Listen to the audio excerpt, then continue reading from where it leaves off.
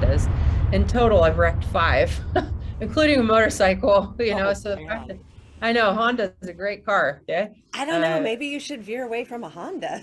yeah, I know. I It haven't must be owned the one. Honda's fault. Yeah, that's right. That's right. It's everybody's fault but my own. Yeah.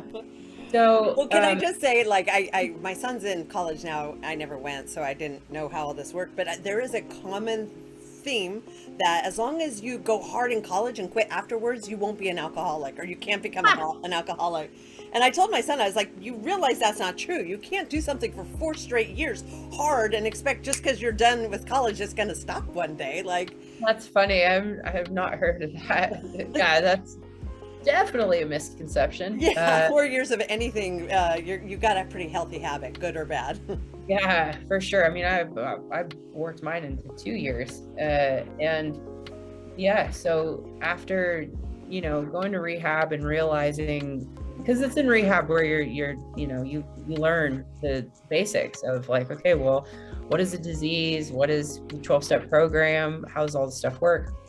And I knew that I had a problem, but I was so young still that I was like, I had a really difficult time accepting it. Like I could admit I had a problem, but accepting it was a whole nother ball game. So that went on for another 9 years. And towards the end, I had, and throughout all of this, I was super functional. So I was holding down a job, working out, it was relatively successful, but behind closed doors and after 5 o'clock. And then of course it developed into drinking on the job and smoking meth on the job and doing both. But towards the end, I had gotten off of both. And then I hurt my back wrestling and developed a pain pill addiction. Mm. And I was able to justify that because my name was on the bottle. And it wasn't like I was blacking out and wrecking cars and, trying to start fights with 3 dudes at a time.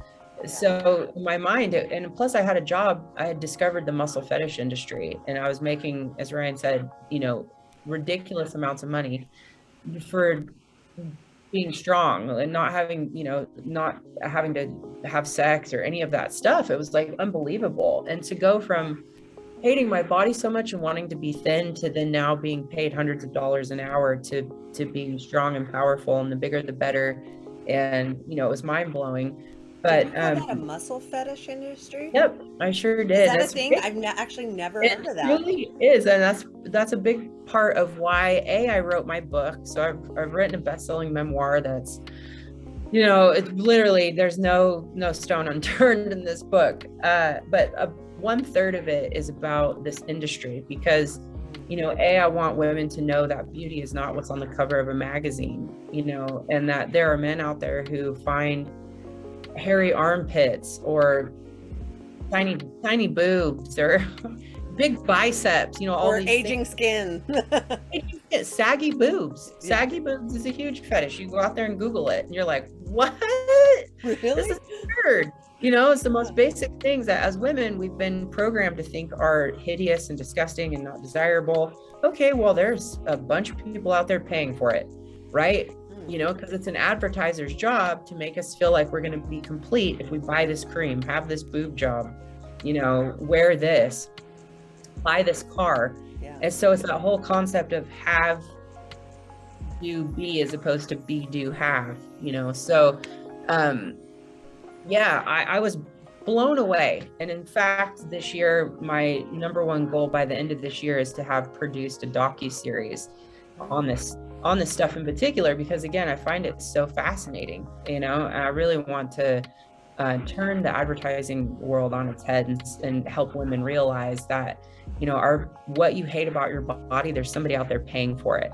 Because I think that's like such a driving factor in so many of our lives as women, is feeling like we're not good enough. Yep. I'm too short, I'm too tall, I'm too fat, I'm too skinny, I'm too flat, I'm too big chested, I'm too loud, I'm too quiet. Like we're never enough. Yep. And it's absolute garbage. So Can I just interject and say I wholeheartedly agree to that, and I really hope you do, because those are the exact reasons why I started doing meth, because cool was skinny, not fit. It was as skinny as you could get. And so exact same reasons I started using meth. And then even since I've been sober, just the getting older, you know, it's been very difficult for me because I have this weird body dysmorphia, even though I'm very healthy and I'm very good and I'm really good at what I do, but there's these underlying weird feelings as a woman that, yeah, it's never good enough and you're never enough. Yep, 100%. And that's, you know, for a distinct, or for a reason, really, by design. And to fast forward, I'll put this in an elevator pitch because it's a big part of my story, but it really, until you experience something firsthand, you don't really realize it. You know, we only know what we know. And so I got clean and sober June 14th, 2010. And so my pain pill addiction started out with like Norco and, you know, Vicodin. And I managed that for a year and a half. And then I found Oxy.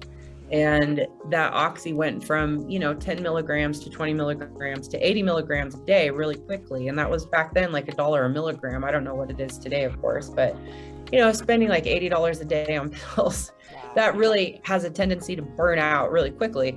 So after I went through that detox, I had 5 months clean and sober. And my now husband flew me and my ex out to Australia for a wrestling tour.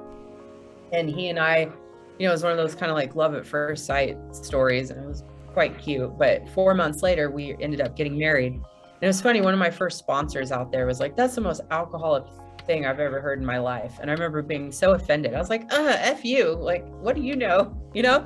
But in hindsight, I'm like, wow, yeah, that could have worked out really bad. But fortunately, we've been together now for over 11 years. But it was literally 6 months into our marriage, because like I said, we got married 4 months after. Actually, it was probably only a few months after we got married. And I said, you know, I really want to be sharing this message with women. I want a platform to talk to women, because I wanted to say, hey, did you know there's a guy out there who will spend $400 an hour to worship your calf muscles, and you left the house crying because you couldn't get your boots up? You know, because at least that was my experience. I always had massive calves, and not knowing that calf muscles are more attractive to some men than boobs are, you know, because advertisers don't want us to know that. And so he heard me say that, and I went down the path of working on creating a brand for women called Confidence by Kortney, both with a K. And he got a job as the CEO of a national rugby team, so like the equivalent of our NFL out in Australia. And so I took a position as the assistant strength training coach for the under 20s team. And a couple of weeks into it, a reporter did some digging around on the internet and found some of my old stuff, right? So I used to have like videos on an adult only website, even though there was no topless, like I wasn't even topless. But because of the association, this journalist wrote this headline that says CEO hires ex-fetish porn star wife to train the under 20s. And this, what a headline. Yeah, it was front page. They took stuff off my Facebook and strategically placed it. So I just looked like such a piece of trash. And the reporter went into, you know, my past and being sexually assaulted, but painted me in such a light that I was just the biggest piece of garbage, slutty, pedophilia. Like, it was horrible. And it was quite interesting because I had just watched a documentary called Killing Us Softly by a woman named Jean Kilbourne. And she's been having the same conversation since the 70s, showing how women are portrayed in the media, right? How sex sells and how, you know, we're meant to be the weaker sex and all this kind of stuff. And so I just watched this documentary and was able to say, hey, wait a minute. A year prior, a different football team, the guy had married a proper porn star and the whole country was high-fiving him. Yet when my husband, you know, was called out, it was like I was the biggest piece of trash, and he was a horrible, horrible person for even bringing me into the organization. And it was like, well, hold on, this was how many years ago? You know, so it was really quite interesting. And what happened? Crazy double standard, and so cool that you could draw from that and go, in your exact country, this exact situation. Exactly. And the wild part was seeing that article, which was in a tiny corner of Australia. You know, it's the Gold Coast, which is like an hour south of Brisbane. and it got syndicated in the UK, India, Denmark. I'm like, how the hell is this news? This isn't news. But I was awakened to the fact that, the news is owned by, back then it was 6 corporations and now it's 4. So if one outlet pulls something up, then everyone that is affiliated or a syndicate, then publishes the same thing with a different spin. And sure enough, it was the biggest awakening for me to see how women are specifically portrayed in the media. And the day before this story broke, I'd applied with Big Brother, Big Sister, because I was like, I want to help teenage girls not make the same mistakes that I did, because I was a white girl, middle class, out of private Catholic high school, and still wound up going down the path that I did. So I had applied with Big Brother, Big Sister. The story broke. The whole country shuts down for the month of December as a Christmas. And then they got back to me and said, hey, Kortney, we got your application, and you're back for business. Yeah, that's it. That's exactly what they said. I said, we can't work with you. And I sobbed. And it was like, because everybody was like, oh my God, you poor thing, when all this stuff was going on, right? Because I was on the front of the Sydney Morning Herald, which is huge paper out there, with the little tiny black box across my nipples, and it was intense. But I had done so much work on myself at that point. Like I'd just gone through the 12 steps for the first time, and I was pretty confident in who I was. I was like, you could say whatever you want about me. You could call me a sheep fucker for all I care. I know I haven't screwed any sheep. Say what you want. Yep.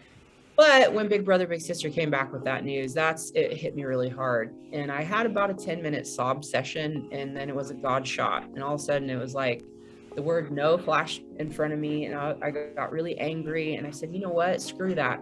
I'm going to create a program that is ran by people who've been there and done that, and not just talk the talk, but able to walk the walk. And that's what I did. And for the next 9 months, I created a program for teenage girls, and Confidence by Kortney became Camp Confidence, both with K's. And we had 62 graduates come through, and these girls were actively cutting themselves, and it was mind-blowing to see what they were experiencing and the amount that social media was contributing to their mental health, and then the decline of it. So after 2.5 years, one of my partners got pregnant, and my husband said, well, why don't you take the same mission and vision and roll that into a clothing line?